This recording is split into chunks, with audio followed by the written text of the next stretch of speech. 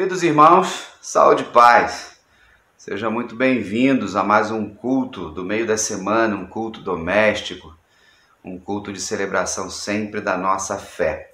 Se Deus permitiu, hoje é quarta-feira, dia 29 de setembro. Estamos finalizando mais um mês que o Senhor nos permitiu viver, seguir em frente e com muita coragem, vivendo esta fé num tempo tão difícil que estamos vivendo. Não é verdade?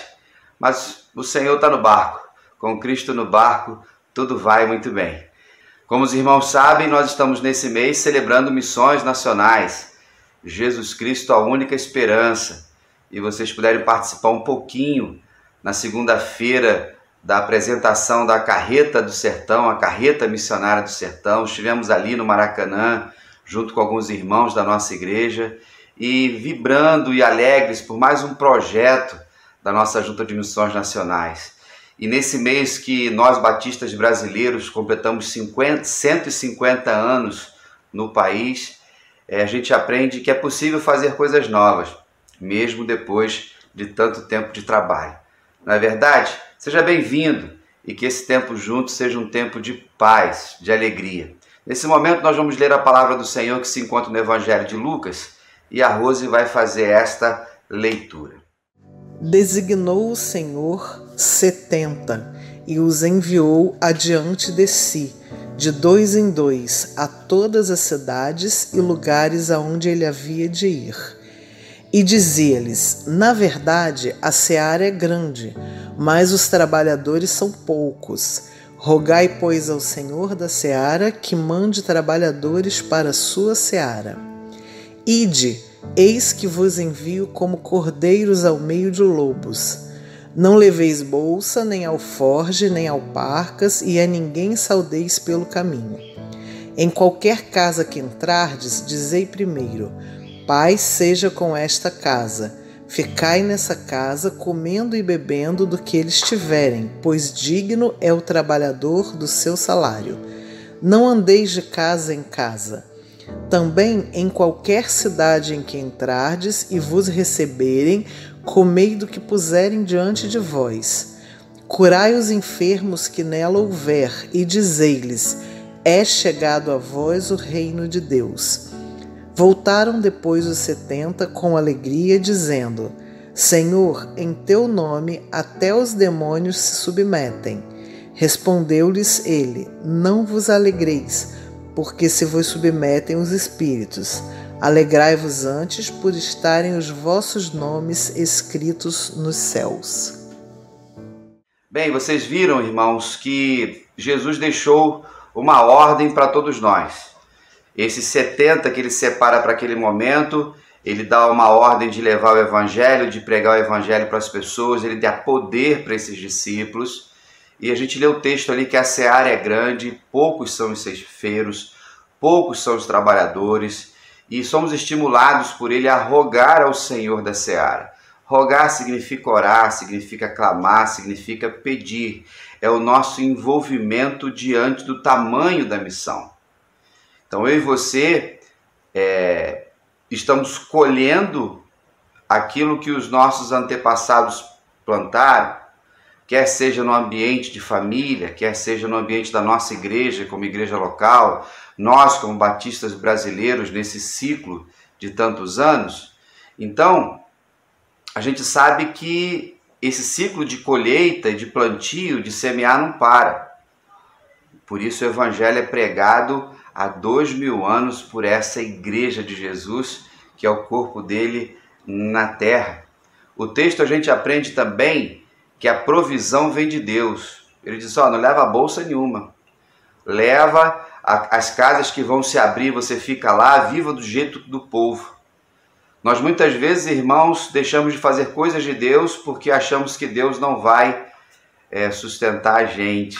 E sábado eu vou falar sobre isso na Escola Bíblica Sabática, sobre o custo da obediência, parte 2, e vai envolver esse ambiente também de confiar na provisão de Deus e como as pessoas que estão à nossa volta, elas também são impactadas pela nossa obediência e pela missão que nós temos. Então, nós precisamos entender que a missão é de Deus e é um privilégio ser chamado para estar nessa missão, cooperar com o Senhor. E se você é discípulo de Jesus, você faz parte desse chamado. Então, nesse texto, a gente vê que Jesus deu poder para eles, o poder para expulsar espíritos, demônios, tinha o poder para curar pessoas. E eles ficaram impactados com aquilo, eles nunca tinham visto aquilo. E quando eles voltam, o texto nos diz o quê? Que eles estavam, alegres e festivos. Jesus diz o quê? Jesus dá logo uma cortada. Olha, não se alegrem com isso não. Fiquem felizes do nome de vocês estarem inscritos no livro da vida, ou seja, lá no céu. Então a salvação ela é atemporal. Todo o propósito de Deus é antes da fundação do mundo. Isso não significa que nós não vamos trabalhar, que nós não vamos vibrar, que nós não vamos arregaçar as mangas, que nós não ficaremos impactados. Mas só não podemos achar que o poder é nosso, que a capacidade é nossa. Amém? Nesse início de culto, refletindo já sobre a importância da missão que temos e como nós devemos cumpri-la, seguindo as orientações, as diretrizes e os mandamentos do cabeça, que é Cristo Jesus, a única esperança. Nesse momento, então, nós vamos louvar ao Senhor, cantando um hino do HCC chamado Levanta a Tua Voz e Anuncia. Nós somos os arautos do Senhor, nós somos aqueles que proclamamos o Evangelho, que é a grande boa notícia. E essa notícia, irmãos, qual é? É que existe vida após a morte, que existe o céu, que é a casa de Deus, e esse chamado é para a gente viver lá eternamente. Vamos adorar o Senhor?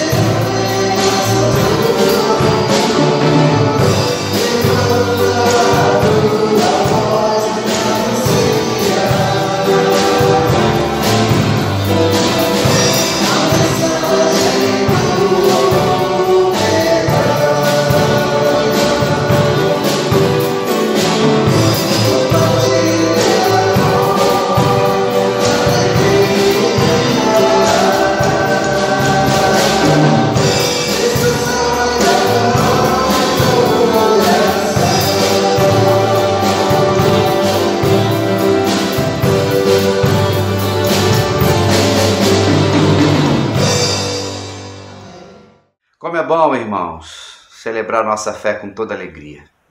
No dia de hoje nós vamos ter um testemunho missionário, uma missionária chamada Leninha, carinhosamente chamada Leninha. Ela, seu esposo e seus filhos são do Nordeste, estão em Bom Jesus da Lapa, lá no sertão da Bahia. E ela vai dar um testemunho pessoal da provisão de Deus, de como é o processo do chamado. Presta atenção e daqui a pouquinho eu volto. Meus queridos irmãos da Primeira Igreja Batista de Cascadura, Pastor Marcos, meu irmão, me chamo Irislene, sou lá de Bom Jesus da Lapa, Bahia. Estou atuando no campo Ilha da Canabrava, sou casada, tenho 3 filhos. Meus irmãos, queria contar um pouco da minha história para os irmãos. Em Provérbios 14, versículo 1, diz que a mulher sábia edifica a sua casa e a tola derruba com as próprias mãos. Esse versículo, meus irmãos, ele foi como uma espada no meu coração, porque o dia em que eu fui para a casa do Senhor, ouvi a palavra, o pastor estava me pregando esta palavra e ali eu entendi que eu precisava da sabedoria de Deus para a minha vida, para me ter uma casa edificada. Eu precisava buscar a sabedoria de Deus para a minha vida, para ensinar os meus filhos no caminho que devia andar. E eu não queria ter esse compromisso com Deus. E quando eu ouvi essa palavra do Senhor, eu entendi da importância de servir a Cristo. Meus queridos irmãos, neste momento eu pude buscar um pouco mais da sabedoria de Deus para a minha vida. E foi aonde eu comecei a entender a importância de Cristo na minha casa, na minha família. E o meu coração almejava para me fazer mais algo para Cristo. E cheguei para o pastor e disse: pastor, eu quero fazer mais para o Senhor. E o pastor ali me levantou como líder local na comunidade. Comecei a trabalhar junto com meu esposo como líder local na comunidade. Só que chegou um tempo que o meu coração almejava para fazer algo mais. Eu cheguei para o pastor e disse: pastor, eu quero fazer algo mais para o Senhor. E o pastor pediu para que eu estivesse em oração. Meus queridos irmãos, quando eu comecei a orar, as portas começaram a fechar. E quando as portas começaram a se fechar, as coisas começaram a ficar difíceis. Chegou um momento em que eu fui fazer café na minha casa e não tinha um café para fazer. Chegou um momento, meus irmãos, que deu meio-dia, fui fazer o almoço. E somos em 5, um tinha que ficar sem comer. Eu fiquei sem comer e servi o almoço para o meu esposo e para os meus filhos. Meus irmãos, o meu filho, o Cauê, que hoje ele está com 16 anos, ele chegou no quarto, entrou e viu que eu estava chorando. E ele olhou para mim e perguntou se eu tinha almoçado. Eu disse para ele que sim. E o meu filho entendeu de que eu não tinha almoçado. O meu filho voltou novamente para a cozinha.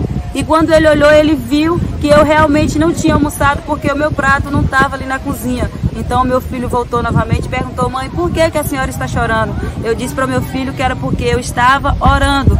E o meu filho não entendia.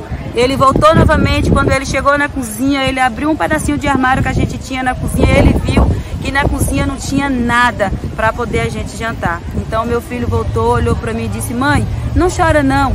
Porque a senhora está chorando porque não tem nada para a gente comer. A gente já almoçou e se a gente dormir com fome hoje, a gente não vai morrer, porque amanhã Deus vai providenciar alguma coisa para a gente. Meus irmãos, quando eu ouvi isso da boca do meu filho, parecia que o mundo estava desabando em cima da minha cabeça.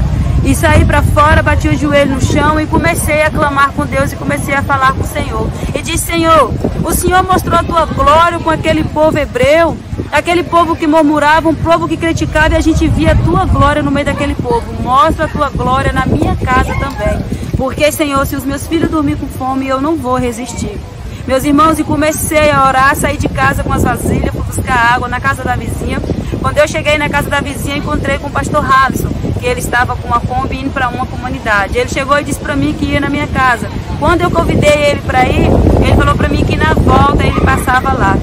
E tinha 2 lugares para mim passar, meus irmãos. Quando chegou no primeiro caminho, meu coração pediu para passar pelo segundo. E quando eu fiz a volta, a Kombi estava aberta, estava até no teto de cesta básica. E ali eu bati o joelho no chão e comecei a glorificar o nome do Senhor, porque eu entendi que Deus naquele momento tinha ouvido as minhas orações. E voltei para casa. Quando eu cheguei em casa, o meu esposo olhou para mim e perguntou por que eu estava chorando, se eu não iria parar de chorar. Eu disse para ele que eu estava na fé, que ele ficasse em paz.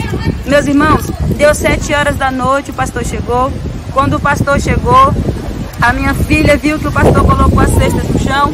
E a minha filha olhou para mim e disse: mamãe, dá o meu leite porque eu estou com fome. E os meus filhos ali, quando eles viram, nem esperaram cozinhar nada para comer. Os meus filhos só tomaram leite com biscoito e foram dormir. E naquele momento, meus irmãos, eu pude entender o que Deus estava fazendo na minha casa e na minha família. O meu filho olhou para mim e disse: mãe, eu não falei para a senhora que Deus ia providenciar algo para nós?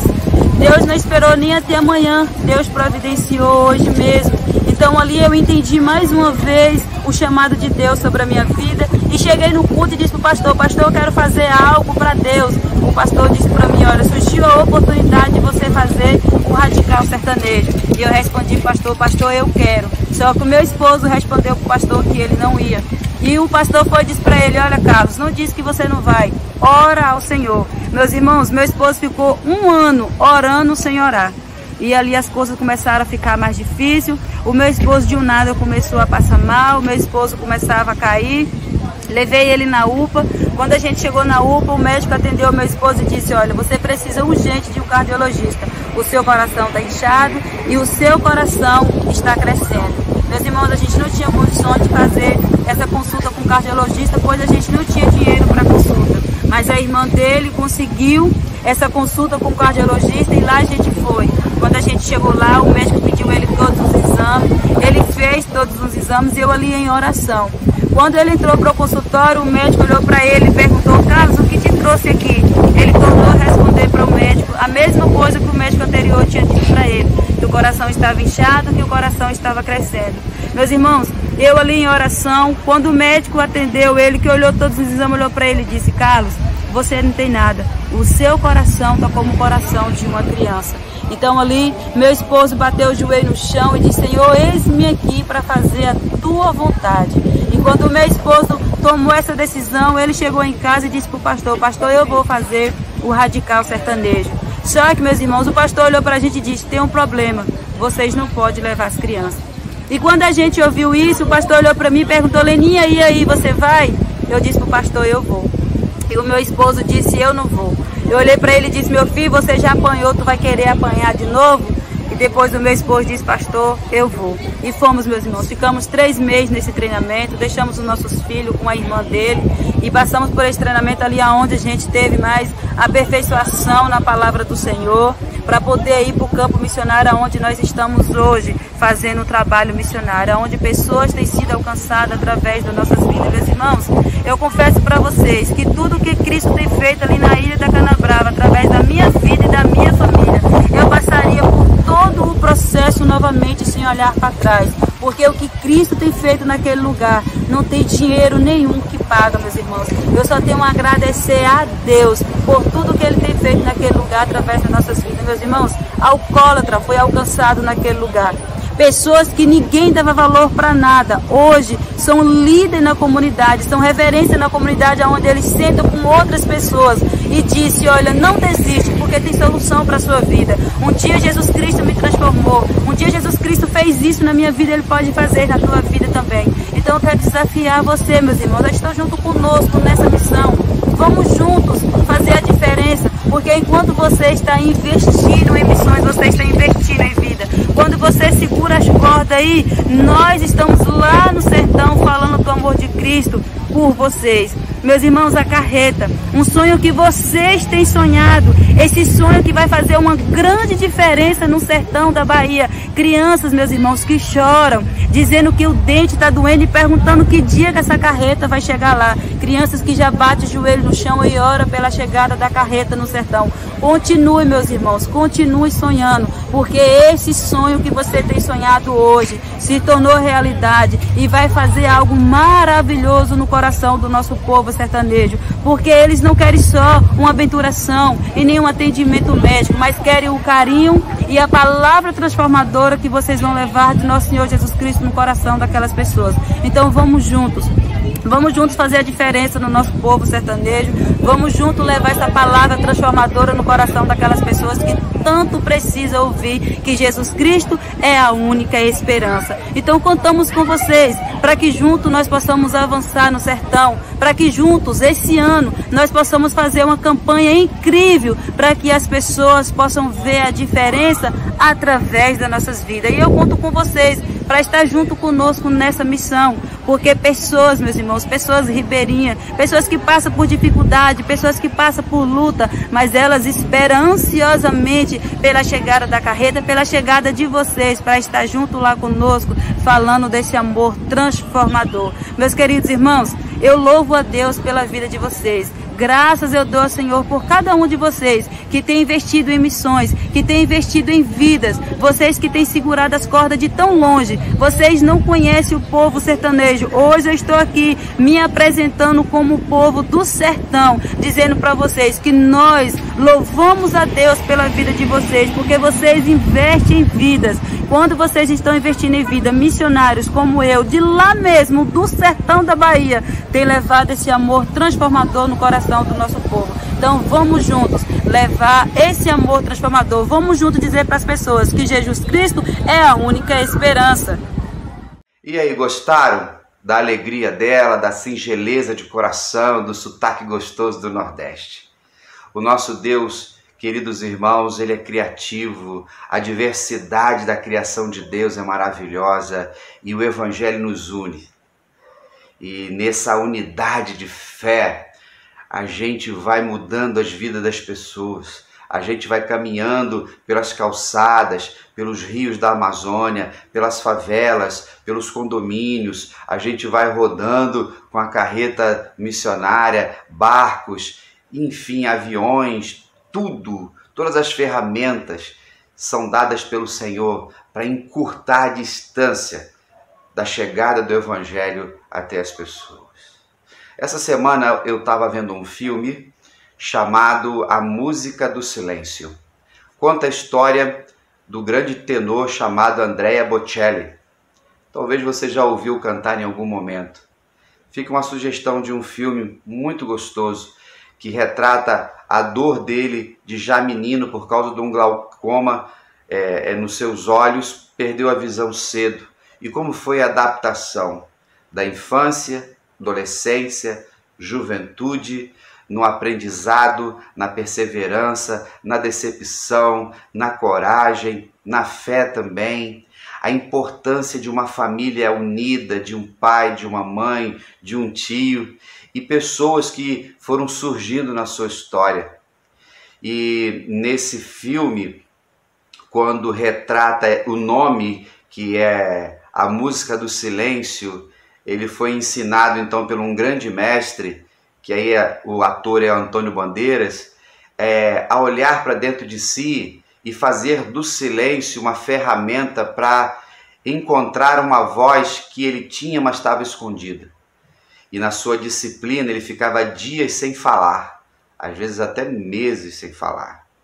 E ele aprendeu a perceber o funcionamento da sua voz, dos seus sentimentos, e ficou entendido que quando nós buscamos com disciplina um olhar introspectivo, podemos desenvolver as nossas habilidades de uma forma mais plena.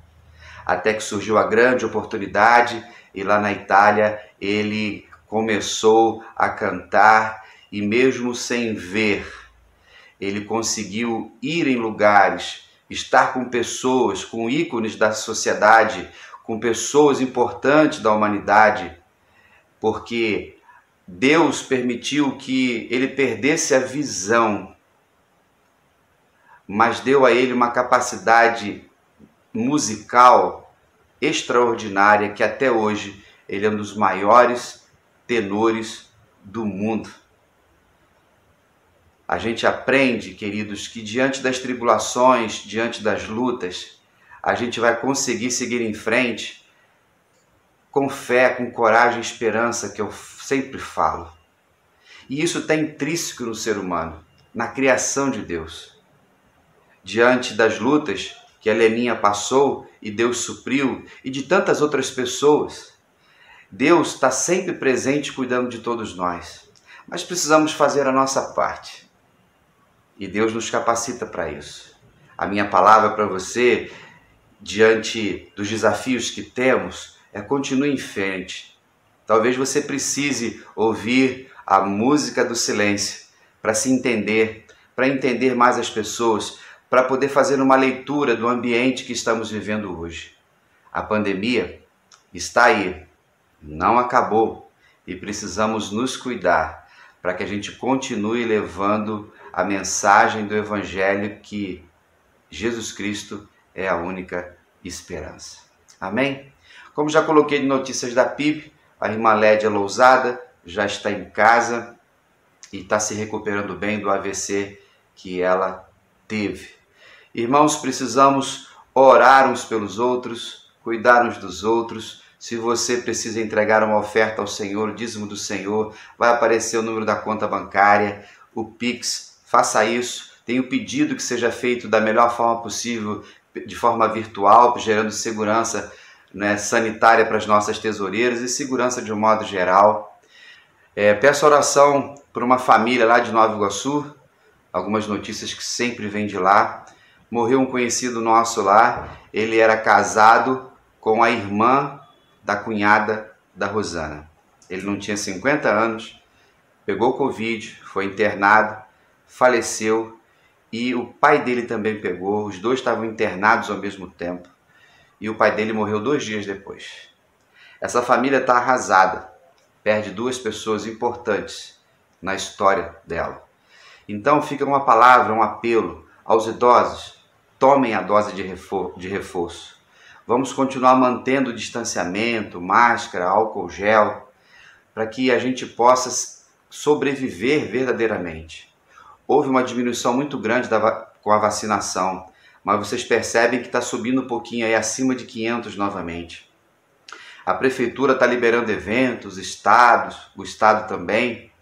Precisamos ficar atentos, porque ela pode voltar a subir. Então, vamos com prudência, com cautela, seguir em frente. Se você precisa de alguma coisa, precisa ajudar alguém, nossos funcionários estão na igreja, irmão Oséias, sempre a postos para estarmos juntos. Que Deus abençoe sua vida, fortaleça o seu coração. Vamos terminar o culto desta noite cantando a música oficial da campanha, A Esperança é Jesus. Se você ainda não entregou a oferta missionária, faça isso durante esse mês de outubro, para que a gente continue segurando as cordas, fortalecendo o trabalho missionário em nosso país. Se Deus permitir, estaremos juntos na escola sabática. E no próximo domingo, às 10 horas da manhã, no culto presencial ou nas nossas redes sociais ao vivo. Um grande abraço, fica na paz e até lá!